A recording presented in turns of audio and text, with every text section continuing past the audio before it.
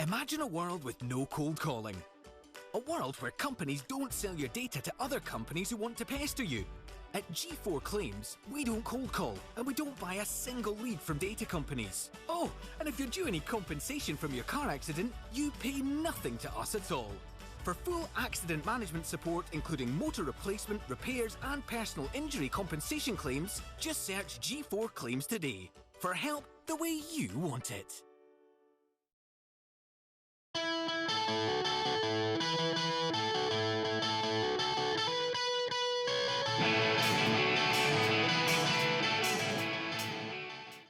Hi and welcome to this week's episode of the DW podcast. I am joined by Duncan Cowles. Thanks very much for coming on. How are you doing?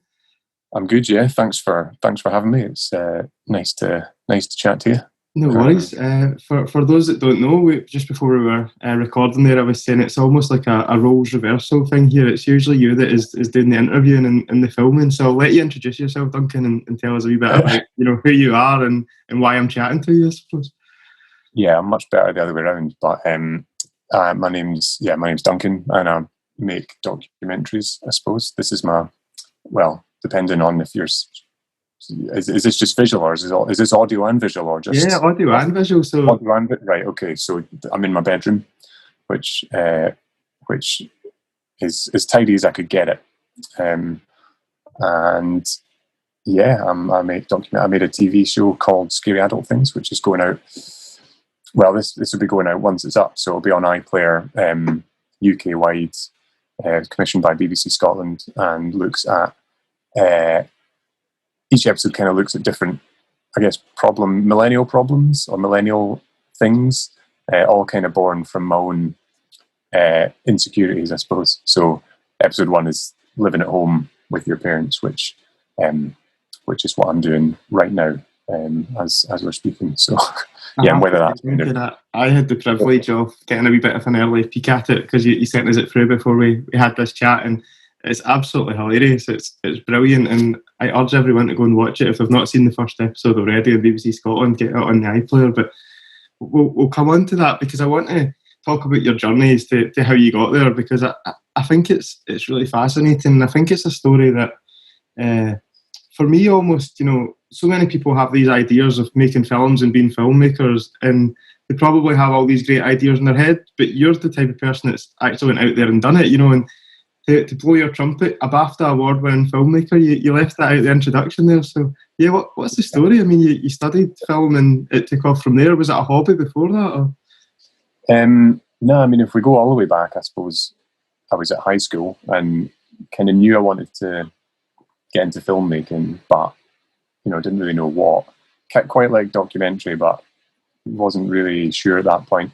Went on to college just in Edinburgh and did like a TV production course, like an HND, and got more interested in documentary, and then applied to go to Edinburgh College of Art, where I kind of went in to straight into second year, and did 3 years there, doing a degree in filmmaking and very much like focusing on documentary whilst I was there, and developing like how I kind of trying out different styles and stuff, like doing straightforward interviews based stuff, and then doing like slightly more experimental stuff, and seeing where I kind of fitted on maybe the spectrum and the style spectrum. That's what you call it. And and then graduated, worked at started putting like short films out kind of back then. This was like 2013 I graduated, and so I would have been 23. Started putting short films out, kind of going around film festivals, and I was probably doing like one kind of bigger short film a year, that I was putting like maybe months of work into or whatever it was, and sending that around festivals, and then I was doing that almost every year for up until just now, really. And on top of that, also worked at like the Scottish Documentary Institute for sort of 2 to 3 years, where I got involved in other productions and some bigger productions, just in sort of smaller roles, getting experience and meeting people, and then I've worked for myself making films for people now I left there end of 2015, sorry. And I've been kind of freelance ever since, doing my own films and commissions for companies or for brands. Like, I've done stuff for like TED. I did like a TED Talk film, which was good fun. And without going off on a tangent, Duncan, I feel that people either love or hate TED Talks, don't they? It's like you're either for it and you're totally inspired and motivated, or you're like, who is this wanker that's trying to, get me psyched up for something that I'm just not buying into? I know, I went through a phase of listening to like the TED podcast, and I got fed up. It was too inspirational. Well, not too inspirational. There's a lot of that like big focus on achievement and stuff, and actually like sort of does your nut in after a while. But I think the film kind of reflected that. It was about insecurities and not being sure what to do and what to film, and not really knowing what you're doing with your life, which kind of runs through a lot of my work, is I suppose being quite insecure about a lot of things and trying to figure out what to do about it, or like, would I be happier if I did this, or so I'll go and try that out, and would I, and the series is very much like that. It's kind of investigating different people's lives, I suppose, and figuring out if I should be doing more of something or less of something. Should I be worrying about living at home, or should I just relax and enjoy the free central heating? Yeah. I think that's a huge question as well, isn't it? Insecurity and happiness, because it's very hard to measure, and everyone measures it totally different. But just to jump back to something that he says earlier on, and you touched on it, and he says you wanted to find your style, and I think that's really important when it comes to the role that you do, and especially all the creative industries, because as much as you went and you've learned about this at college, and you've had someone that's tried to show you the ropes, ultimately, in my opinion, what makes people good at this is having a uniqueness, and having your own style and being different from other people. So it's probably quite a hard thing to teach. Yeah, it took a long time as well. Like my style still changes and evolves, like obviously as you kind of progress through different works and different projects. But I think at art college, I kind of stumbled upon like making more personal work. So me being involved in it in some way. And it was almost like when I started doing that, back in like second year, third year, like people suddenly started engaging with my work a lot more, and there was more interest in it.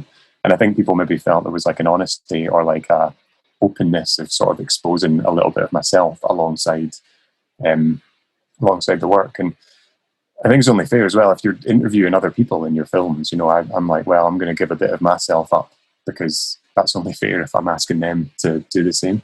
So yeah, kind of, I'd say I'm more known for like my personal work, and done a lot of films on my own family, for example.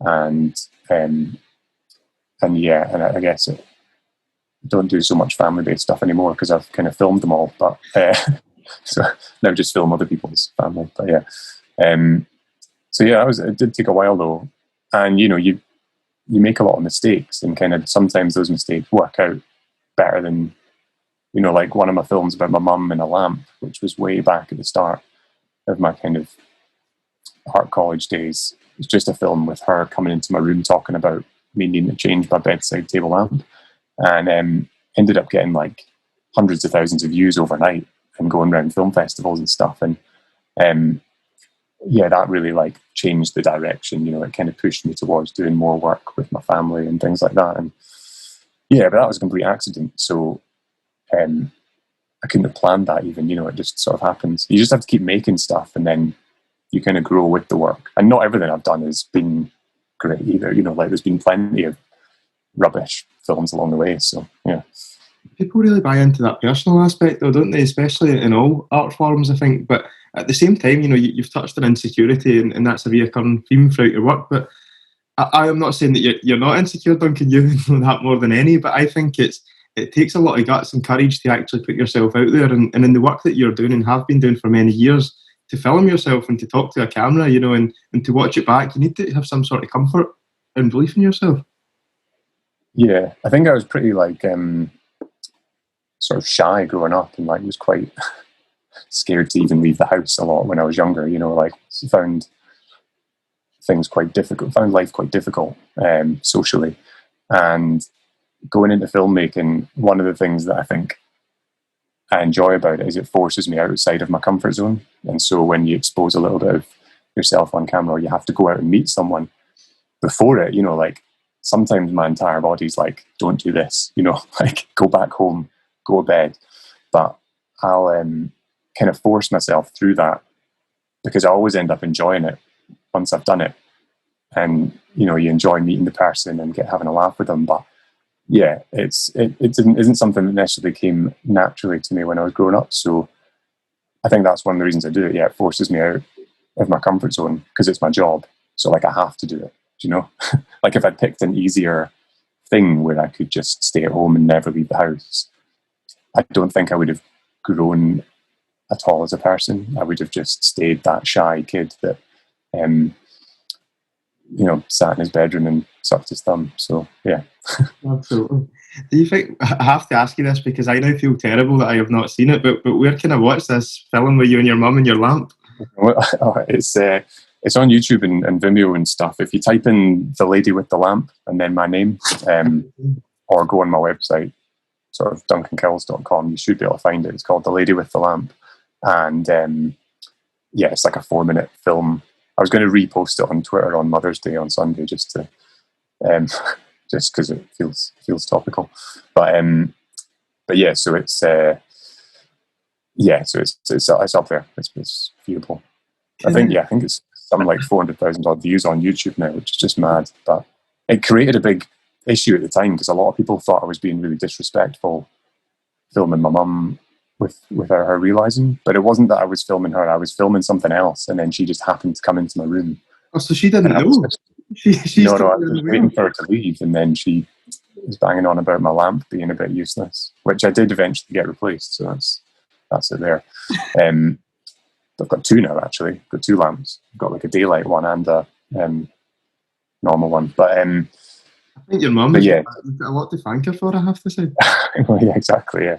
That's it. But it's up there, and it's it gave most people a good laugh, including my mum. She thought it was hilarious, but some people online really took against it, and that created a big, that's why it ended up being the front page of YouTube and all this stuff, because people were arguing about whether or not I should have done it. And I'm sort of sitting there nervously at the computer like, oh God, what's going on? Did you doubt yourself? Did you think, oh, should I have done this? Or? Oh, yeah, a wee bit. But I just kept going back to that. Well, my mum finds it funny, so if she's okay with it, then it doesn't really matter what anyone else thinks. Do you know, if she had said, I don't want you to ever show this to anyone, there's no way I would have shown it to anyone. But because she was comfortable with it and thought it was funny, we put it out there. And then, it ended up being in the newspapers and stuff, and her friends were seeing it and sending her like the newspaper clippings with like me and my mum in it and stuff. So it ended up being a kind of funny joke in the family, which was good. But yeah, completely unplanned and by accident. Like I always say to like film students and stuff, I'm like, just film stuff. You never know. You never know what's going to happen. I think there's something really nice about that as well, and it's maybe not noticed at the time, but in hindsight, because without being too deep, like I spoke to someone previously on this podcast, and they were saying, I want to record some interviews with my mum and my dad, so that I can look back on them in years to come, and have that thing. And then when your mum's friends are sending her the press cuttings, it actually becomes a thing. It's like we've done something together we've not intentionally done, but it's made other people happy as well. Yeah, well, that was the nice thing about it as well. And especially like going to screenings where it was getting shown, and even now still it gets screened places.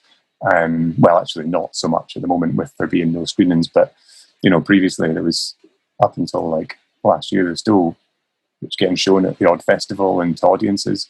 And like when you get to be there, hearing the audience reaction and hearing it cheer people up is like one of the nicest things about making films that entertain people and stuff. So yeah, really good. And it's like a bit like that with the rest of my family, having done interviews with, say, my grandparents as well. Like not all of them are, still got 2, but like one of them that I made a film with, died a few years later. And so I'll always have that film that I made with him to kind of remember him by. And like, if I ever have a family. You know, it's like you can show pass them. these things on. So there is a real value in doing it. Whether you turn it into like a film that plays at festivals or not, it's kind of it's a good, worthwhile thing to do with your family, I think. It's really nice. I think that's a lovely aspect of your job and your role. Something that, I'll be perfectly honest, Duncan, I have no clue how it works if you're a filmmaker. So like you speak about, submitting your film to festivals and going to screenings. Like, if I had to compare that to being in a band, right, how does this work? So imagine I've made a record and I'm sending it out to potential record labels. I would imagine that's kind of similar to what you're doing with the festivals. A wee bit, aye. It's like, if you're going round them, is that almost like you're touring the festivals, or is it like, how does it work? I suppose that would be like, the easiest comparison would be like going on tour. It depends how well the film is received, but there's like a list of festivals, or like I've kind of made a list that I've got of kind of sort of bigger short film festivals, for example, if sort of ignoring the feature film stuff. So that's almost like a whole other step up. But the short film, there's a whole world of short film festivals that exhibit work, and it's like a whole community, which is really nice. And you get to know people in it and stuff as you show work. And you basically just submit your work through submission portals, or if you know the programmers, you might be able to just send it to them. And a few months go by, and then you start finding out if it's getting played places. And depending on the festival, you can get sometimes paid to go, and not paid, but you might get your flights covered and put up somewhere to go and show your film at like places. So I managed to get across Europe with some of my stuff, like Vienna and places in Germany and stuff over the years. It, like, not always, but that's one of the nice aspects, if you can get your work out there. And so, it does, sometimes it costs money to submit, so sometimes it's free, sometimes it's like a tenner, sometimes it's like 30 quid, like you kind of have to budget a bit of money almost to put the film out there, and there's no guarantee it'll play. So, it's a bit of a risk, but it's definitely worth doing. And you won't get in everywhere, you'll get rejected from like 90% of places, but the 10% you get, it's worth it. And it all started, I just took a punt on that film with my mum and the lamb at Glasgow Short Film Festival. That was the first place I ever submitted, and that's on at the moment, or next week, or probably when this goes out, it'll be on, and digitally. And they and that was like a $5 or something, and I remember like I mailed off a wee check with it and stuff, and like and they showed it, and that gave me the faith to then bank transfers. It's like, here's a check in the post. It was the only time I've ever done a check, but I think it was digital very quickly after that. So it was so it's kind of like that. And then there's like awards at some festivals, so you might be eligible for an award. I'd say like 99% of screens, you're just really looking to screen the work, but occasionally, like, I've been lucky enough over the years to win some awards for work, and then you get like cash prizes or whatever it is, which has also been nice. But that's like very lucky if you get that, like with the odd film manage to get a few awards, but that doesn't happen most of the time, and it's not really what you do it for either. That's just a nice bonus if that happens. So and it's all about just meeting other filmmakers and and having a bit of fun. It's like getting to travel, and especially if you make a film with a friend and you both get to go, like that's even better. You're basically just it must be like being in a band and getting to tour, I would imagine. Totally, having not been in a band, I don't know. I'm submitting my work and I'm going over the world and people are watching it and enjoying it, and I can do this with my friends. It sounds brilliant. It's good, yeah. It's not. There's plenty of downsides as well. I could talk about all the rejection emails and stuff, but you kind of just get used to that. And I always say, like, to students and stuff, like, try not to pay attention to the rejections, because like if you let that get to you, you'll be endlessly, miserable. Because you get them every week. You get them. You can wake up to like 3 rejections. But you just every now and again you get an acceptance, and it's not like you put the rejections on your website. People only see the acceptances, and then you just kind of build your career over a few years, and then maybe make the step up and also do like feature film if you want to go down that path, which is obviously more work, but then there's the same thing for that as film festivals and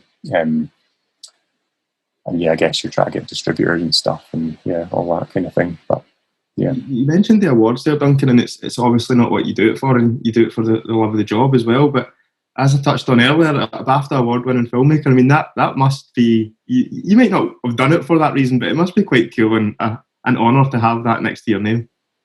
It was great, yeah. And it was a film that I made with my friend as well, so it was nice to be able to share it with someone else, you know. And it's a film that we'd made about, it's my friend Ross Hogg. He's like an animator, and we'd made this film about his gran and her kind of, she was at the sort of end of her life, and it was kind of her telling the story.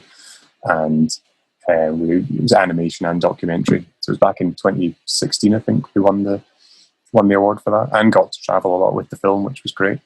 And yeah, like it's obviously it's not what you do it for, but it's definitely nice recognition when it happens. And you just try and enjoy the moment, because it might never happen again. So yeah, it was great. It was great fun. Yeah. You said that you meet other filmmakers as well, and I am not putting these words out there, but I have read it that you have been compared to the Scottish Louis Theroux. I don't know where you.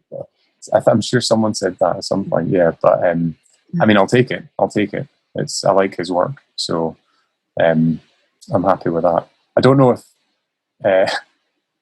Yeah, I mean, I enjoy watching his work, but I don't know. I guess he's far more experienced than he's been doing it for a lot longer than I have. But yeah, I suppose maybe the aspect of putting myself in my work a wee bit helps with that, and that's why the comparison. You've got a very laid-back approach, you know, in a very soft, relaxing tone. So maybe that's where it comes from. Yeah, I'll say that. Yeah, it's.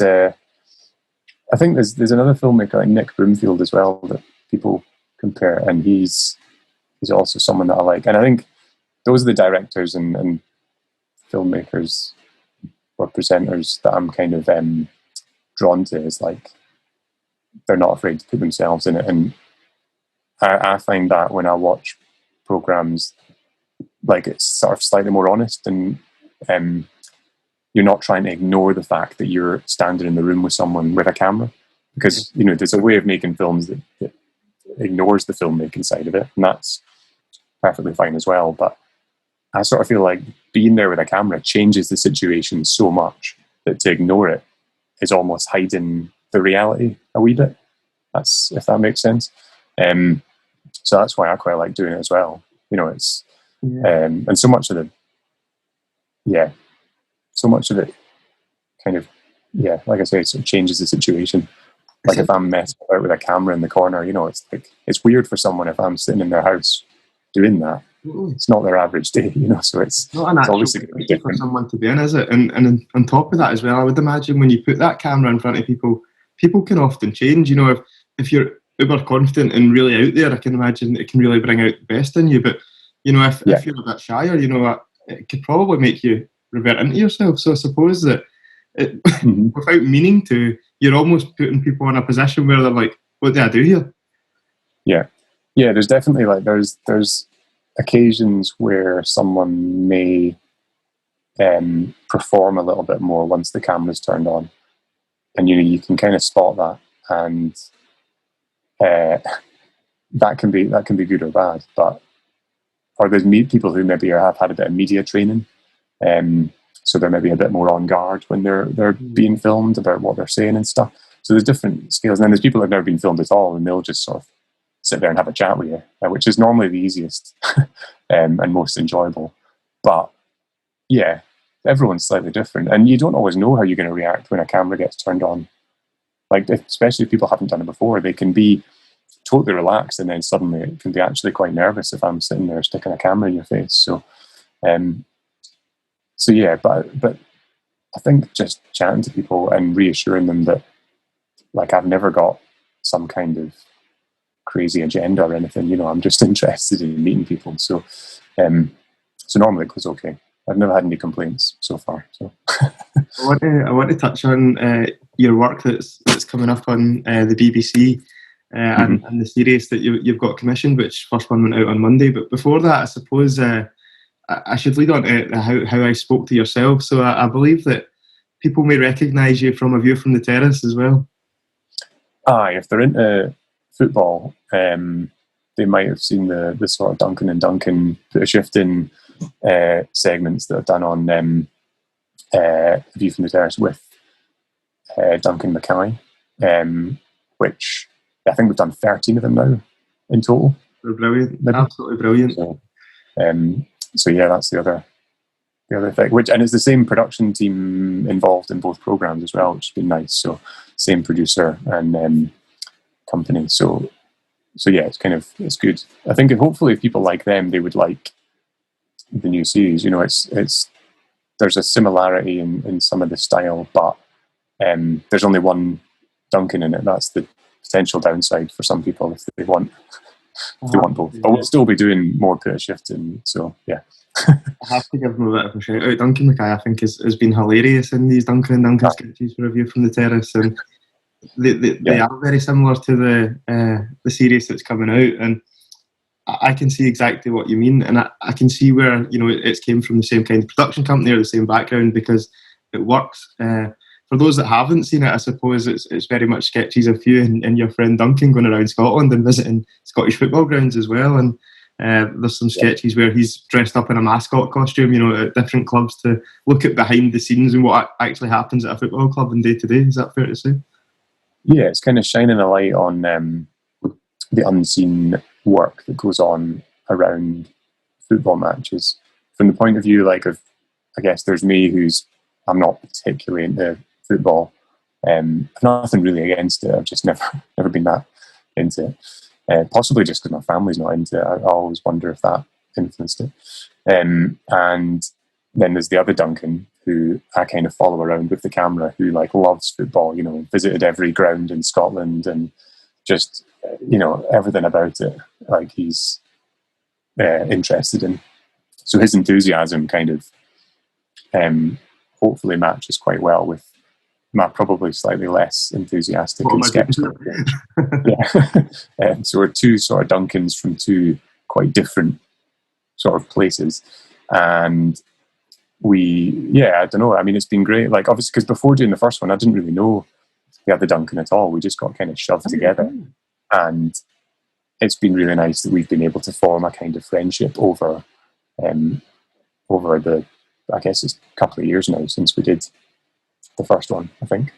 So yeah, that's been one of the good things. And getting to go around all these clubs, which have like, I mean, the people that work at these football clubs as well are so nice. Do you know what I mean? They're like so welcoming, because a lot of them, especially the smaller ones, is volunteers as well, and so they're delighted to have kind of a light shone on the work that gets done. Or the last one we did was kind of the community sort of stuff that Stenhouse Muir have been doing whilst the whole pandemic's been going on, delivering food parcels and stuff like that, which I had no idea that clubs were doing. I thought it was just football, but you know, they're doing this whole other thing, which is really nice as well, and giving back to communities. So yeah, I think it's nice that people enjoy them, and hopefully we get to keep doing more. I'm always slightly worried that we run out of jobs for Duncan to do, because he's done so many now, but but hopefully we keep finding new ones. Absolutely. And there's some, I mean, if people want to see it, there's some available online as well. You know, there's some of them on the BBC Scotland YouTube, but if you go on like my website, I've kind of tried to collect the ones that are available from different places and put them on my site. So yeah, it's I find that quite interesting that you didn't know each other before, because from watching it on BBC Scotland, it seems like you have known each other for years and you've got a real connection there. So that's quite interesting. Yeah, no, I had no idea. I was slightly confused at first because they were talking about like me and they were talking about this other Duncan, and it took me like, you know, you have to sort of, for 10 seconds or so, I'm like, hold on, is there another person called Duncan, or are you just like referring to me in third person? But yeah, no, there's this other Duncan. I'm like, okay, right, fine. But yeah, that was good. Like, can you hear the lorry in my street, by the way? Do you want me to shut my window? I can't hear it at all. Can't hear it, that's fine. It's loud where I am, but I didn't know if it was coming through the speaker. Someone's picking up a skip. It's all good. It's all good. Yeah. Not my skip, but someone up the road. On the topic, not that it matters at all, but yeah. On the topic of where you are, Duncan, you're very much sitting on set of the new show on BBC Scotland called Scary Adult Things, which is a 6-part series where you face on head on. Well, how would you describe it? I would say it's turning 30. We must be around about the same age, early 30s, and it's almost questioning, have I got my shit together?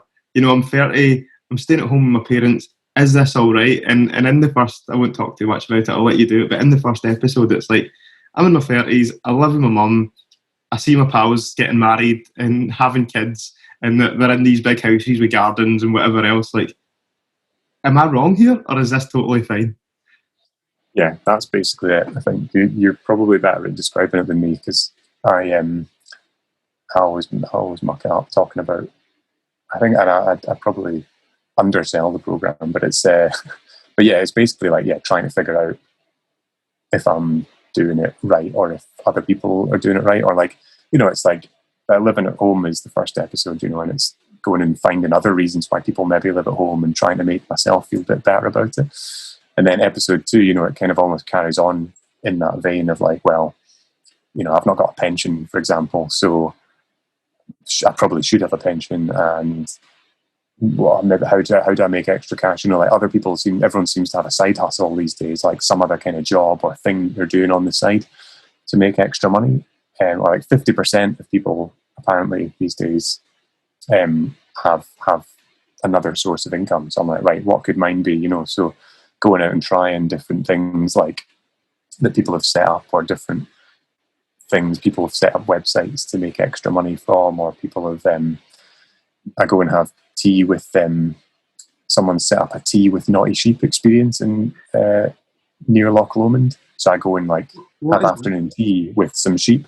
So like total bizarre things that you're just like people are making extra money from, which was good fun, and figuring out like, what could I offer? Like, so I try and offer a couple of my own sort of side gigs and see if they work or not.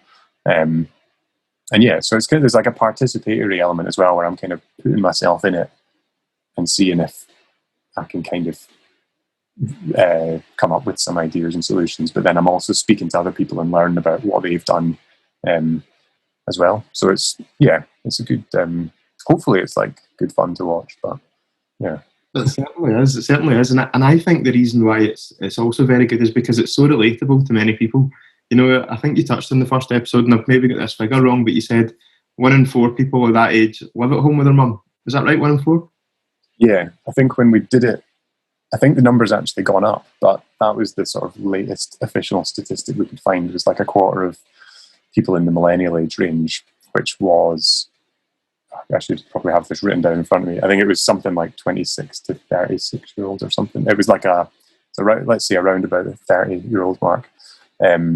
Still live at home with their parents, and I think more because of the pandemic, but actually the first episode was filmed pre-pandemic, so it maybe wasn't as many, but still like a huge amount. Do you know what I mean? And a lot of my friends still do stay at home, but there is a whole number of other ones that have massively got their life more in order, or seemingly got their life more in order than me.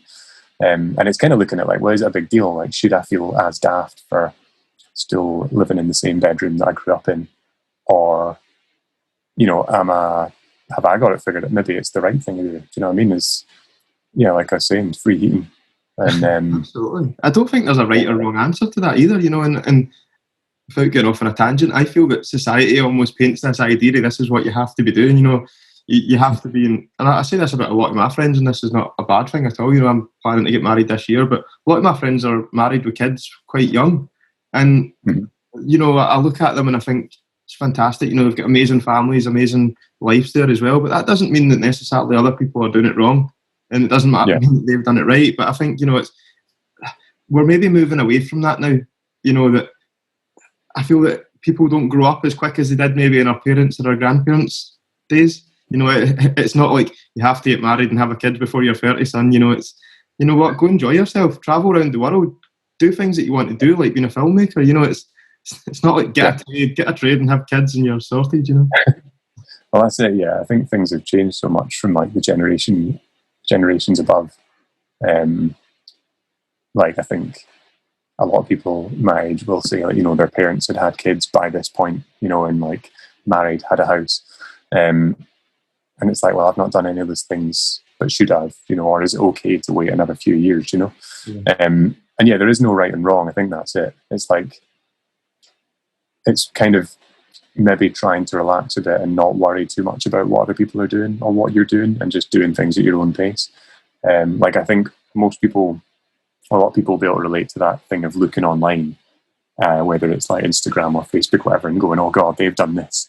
Oh, that's another person done this. Or like, so many people are into like fitness and jogging. Like, should I be doing that? Do you know? Or like, and kind of, like I'm a bit useless with social media. So, and I find it kind of scary posting stuff, if I'm honest, because it's like, oh God, like, what if I say the wrong thing?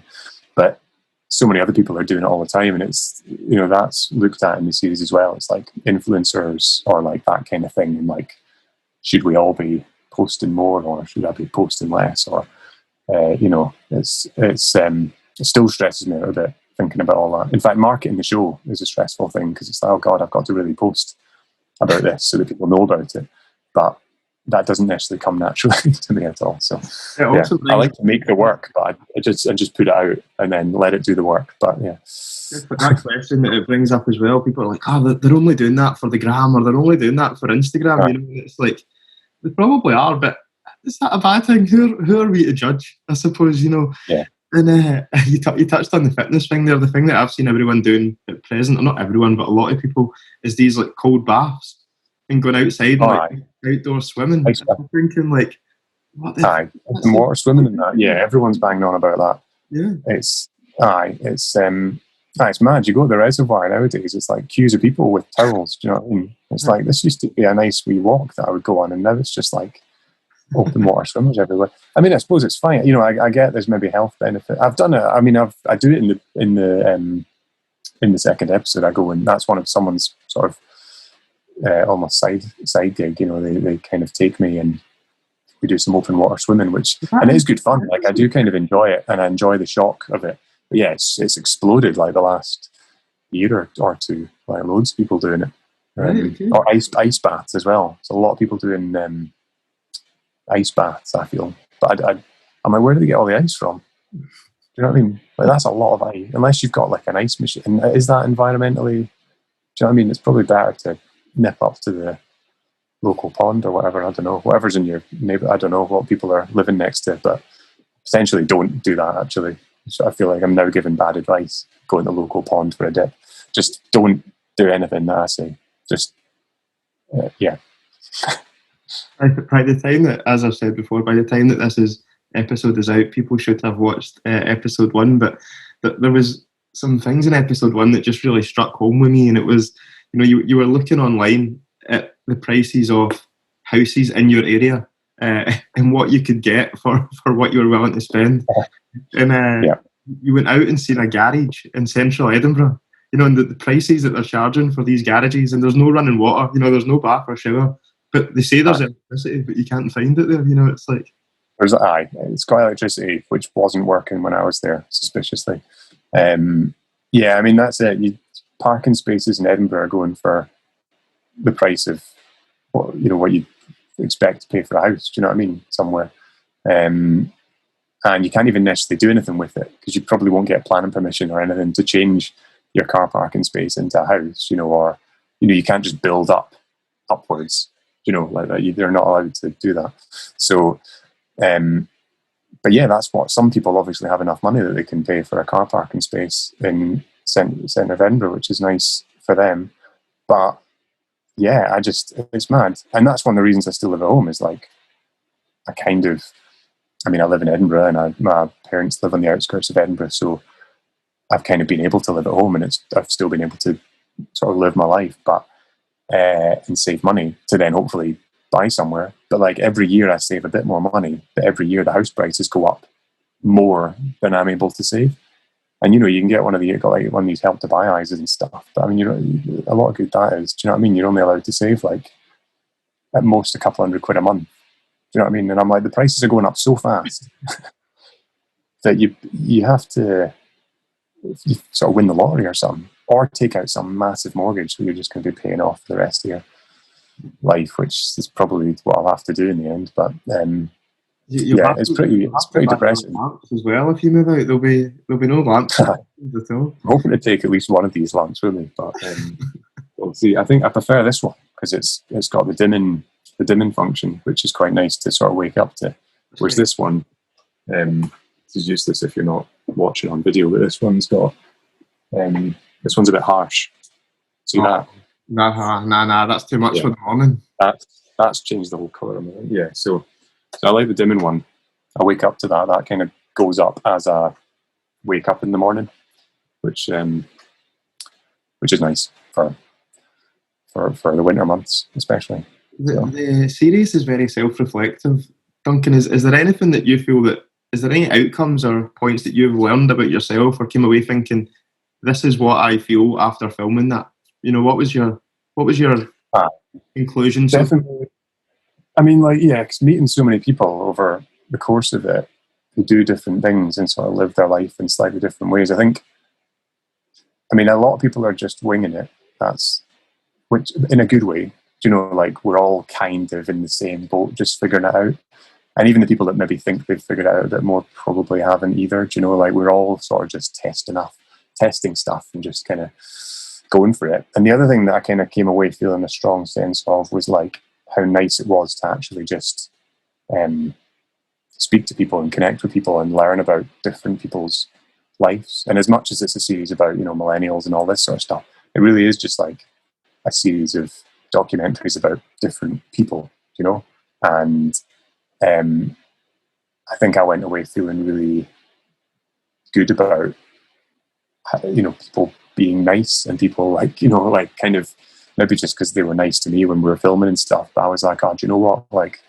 Everyone's all right and everyone's just doing their own thing, and you don't need to worry about what folk are saying online or what people are doing or what you're not doing. And it's kind of just taking a step back and doing your own thing, even if it feels a bit weird. You know, it's like if you want to stream video games, go for it. Do you know what I mean? Especially if you can then make a living from it. Like some of the people I spoke to in the gaming episode, you know, you're like, yeah, why not? That sounds good to me. So, I think not worrying too much about the insecurities and just kind of owning it a little bit. I suppose I'm trying to do by being open about all my insecurities in the series. It's well, yeah, who cares? Do you know? We should all just be chilled out about it and just figure it out together. Things change so fast as well, so I don't know. I think the early episodes that I have seen and read about as well, but the thing that I take away from it the most is, and this is maybe a bit of self-reflection on myself as well, is don't be so judgmental. You know, you don't know people's backstories. You don't know why someone's made this decision to do that job or have that career or stay in that house or move to a certain place, you know. And I think often as society, we're also quick to jump on something and say, oh, what's he doing that for? Or what's she doing that for? Or that's not right. And your right isn't someone else's right, you know. And I think the series really has that underlying tone, whether that was intentional or not. I feel that really comes through. What makes you happy doesn't necessarily make someone else happy. Yeah, definitely. That's it. And sort of challenging those stereotypes as well of what you might think of someone who's in that position, you know, someone who lives at home or someone who doesn't drink or someone who games a lot or someone who's super into fitness or, you know, whatever it is that the episode's looking at. It's what you might imagine that person to be. And maybe there's some truth in some of it, but then also breaking through that and going, well, actually, at the end of the day, we're all just people doing what we kind of want to do or what we feel is maybe right, or we're winging it, I think is almost what I keep coming back to. Or maybe, I mean, I'm definitely winging it. So it's and I think that's good. That's good if you felt that watching it. That's good. We don't know what. I think that's what one of the contributors, Alistair, says in the first episode. He's like, you know, you don't know, walking down the street seeing someone, you don't know their story. You know, you don't know what's going on with them. They've got a whole, you know, so you shouldn't be so quick to judge. But we are all guilty. I mean, we're all guilty of judging too quickly. I do it without thinking, and then you have to sort of go on. I'm sure they weren't meaning to throw that thing at me or whatever it is.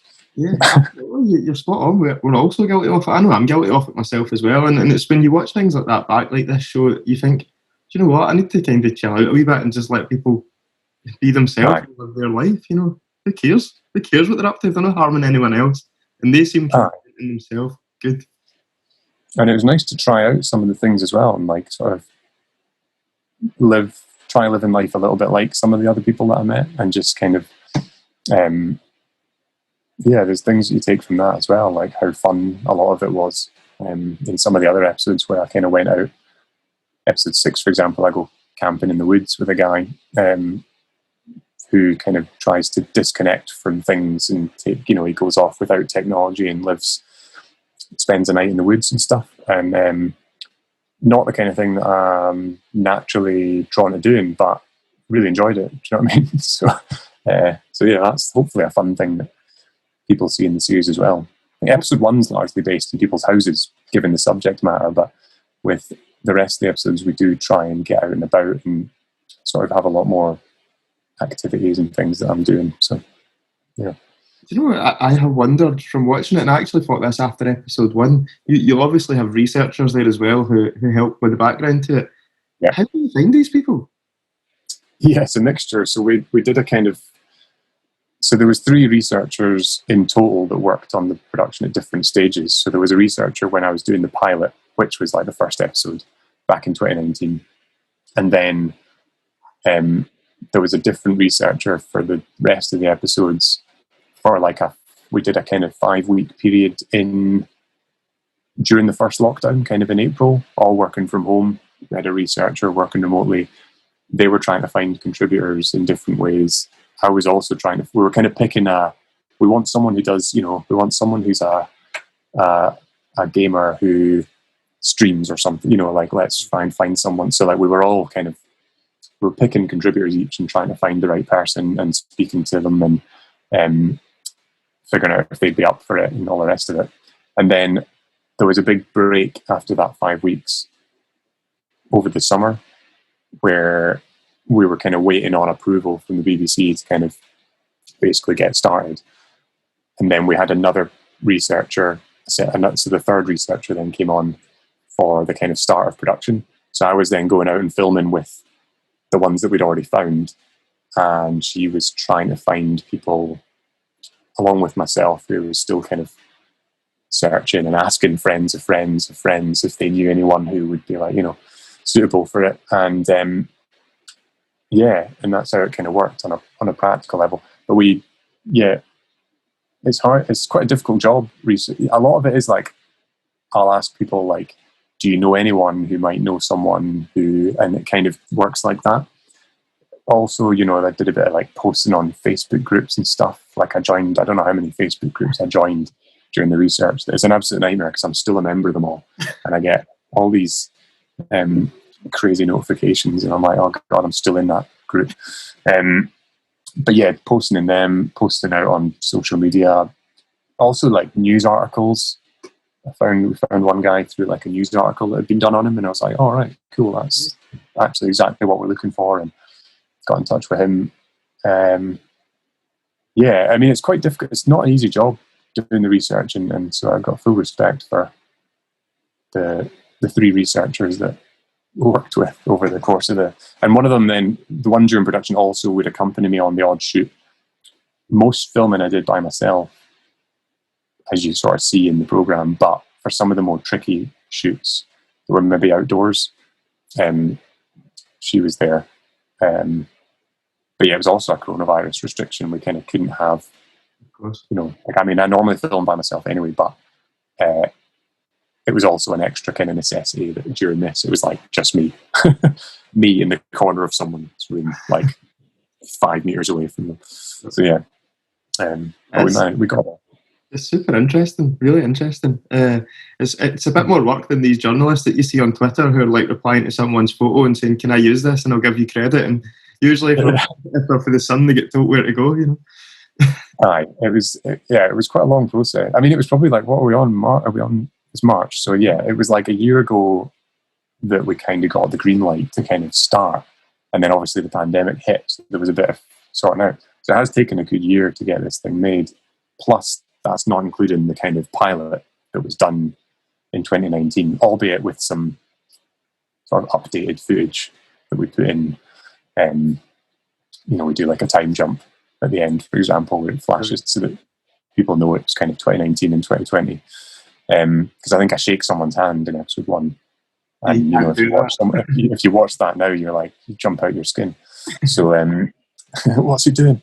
So yeah, it's all safe. That's what I'm trying to say.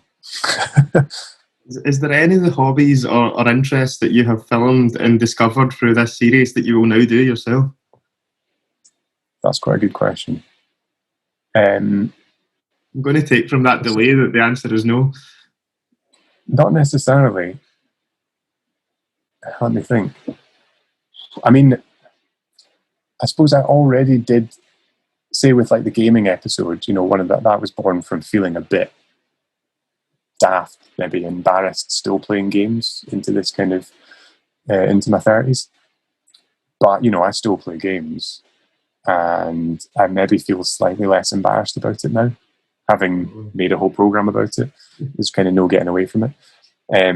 And speaking to people that made careers from it and stuff, I was like, do you know what? Like, it's an absolutely fine thing to be doing. So I still do that.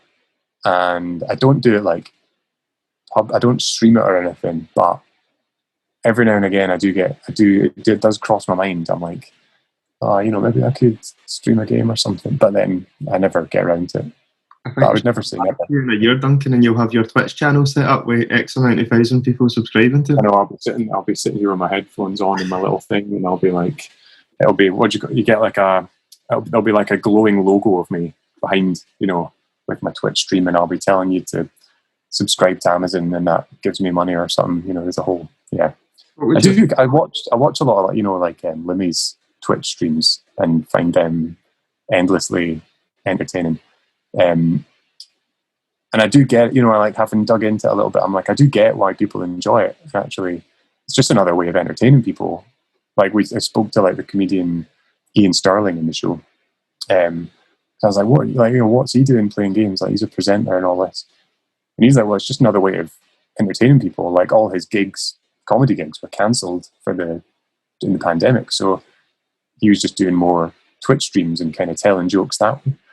And I'm like, yeah, the gaming part is actually almost secondary for a lot of them, and it's just another way of entertaining. It's like, it's like a podcast, or it's like having your own TV show or whatever. I suppose it's just another medium of expressing yourself and connecting with people. And actually, that's good. That should be encouraged. So we shouldn't feel embarrassed about any of that stuff. Hopefully. So yeah, maybe I would stream. I think if I was been so busy with making the show that I've not had any time to, but maybe I'll do a couple of streams or something to promote the show or something. That could be an idea. Duncan, I'm going to hold you to this. I will be your first subscriber, but you need to come up with a good streaming name. You need a catchy name that will drag people in. What would you suggest? I don't know. Like Duncan the Streamer? Is that too basic? It's a bit better than that. Maybe something like At Home with Duncan, and then it ties in. Slam Dunk? Slam Dunk, yes. That makes it sound like it's going to be about basketball, though. Don't slam dunk. That's maybe too on the defensive. It's a good question. I do have I had to get a profile to record some footage, so I do have one. I don't even know. It's all coming out now. You've got this. I don't think I've. Let me just check what it's called. It's just called Duncan Cowles. That's really underwhelming, isn't it? I think you've had this in the pipeline for a while, and you're just going to ease it in there. I might stream sometime. Duncan, definitely subscribe just in case. No, I mean, yeah, I would never say never. I don't have the proper setup really, because I don't think my computer's fast enough. But I know you can do it through the PlayStation, but to do that, it means I would have to be in bed, and I don't know if that's like an issue for folk if you're doing your stream from bed. Is that all right? Maybe that's Do you know a unique take. Maybe that is what could set you apart from the others. Being in bed, yeah, maybe.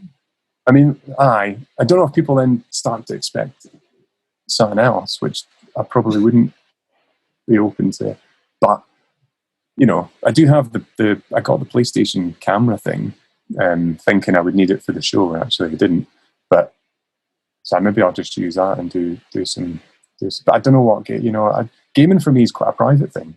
I'm like, I quite like getting a game and working my way through the story, and it's like a way to relax. So to share it publicly, I don't know if I'd get the same enjoyment that I get. It would be like a different thing suddenly, But maybe, do you know what I mean? Maybe. It's no longer your downtime to chill out. You're then front and centre. You have to perform. Why? Well, that's it. I mean, yeah. I like the idea of just chatting. I mean, I almost like the idea of it just being a webcam. Like the olden days where they just did webcams, and that was like enough. But now you've got to play a game at the same time. It's like, oh, do I have to? Can we not just chat? I know there is a thing called just chatting. I saw. Maybe that would be the one for me. I don't know what I'm chatting about though. My lamps probably knowing me. Yeah. So yeah, but yeah, never say never. That's probably the one that I would say most likely. Like the fitness episode. I don't know if my life has changed dramatically since doing it. Like I still probably do the same amount of fitness that I did before, and I definitely don't post about it. So that's probably, yeah. Alcohol, those are the alcohol episodes.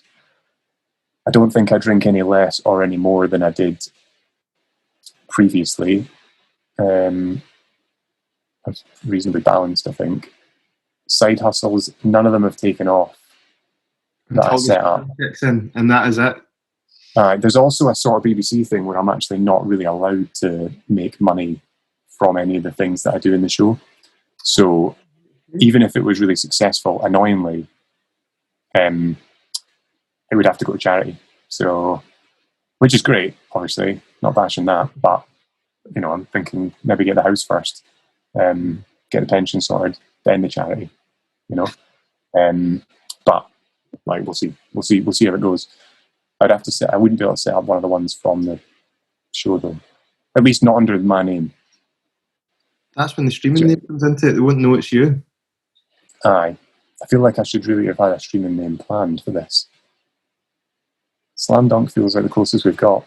I can't believe you almost rounded this positive podcast off by saying charity starts at home.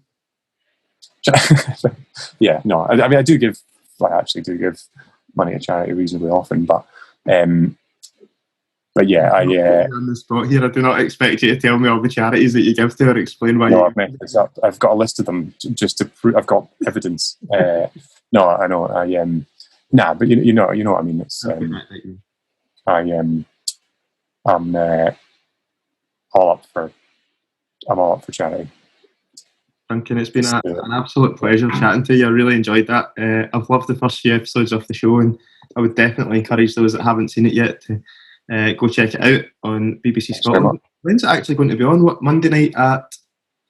Aye, so it's like Monday, the March the 15th. It was the first episode goes out at 10:30 on the BBC Scotland channel, and it's then weekly. Every episode's weekly on Mondays. But found out like recently that all of the episodes will actually be available from Tuesday the 16th on iPlayer. Oh, so you don't have to wait weekly now. You can just get them all on Tuesday 16th. So if this is going out on Wednesday 17th, that's yesterday. They're all available, and providing it's gone down reasonably okay, and I've not changed my name and moved country, you can find me on all the usual socials. So like Twitter and all that, at Duncan Cowles, which is yeah. I mean, if you're watching or listening to this, it'll probably be written in the description anyway, how you spell it. So I'll not spell it out, but yeah, it's so yeah, that's probably. And if you want to watch any of my other films, obviously as well, like the one with the lamp, probably just find it on my website or Vimeo or Google or, you know, whatever really. So that was a really awful way of promoting myself. I feel like a bit of a shambles, but yeah, people work out. Do you know what I mean? If they like something, they'll find it, or if they want to find it. Fantastic! Yeah. I thought you certainly done yourself proud there, and certainly messed up the last. But yeah, no, yeah, you know what I mean. Though people are savvy enough. Absolutely. No, listen, thanks to everyone who has watched or listened to this podcast. If you've not, please go back and check some older episodes. One coming out in a few weeks is with Craig Telfer, who is also on A View from the Terrace with Duncan. Please go check out Duncan's shows, get him on social media, and thanks very much. Cheers.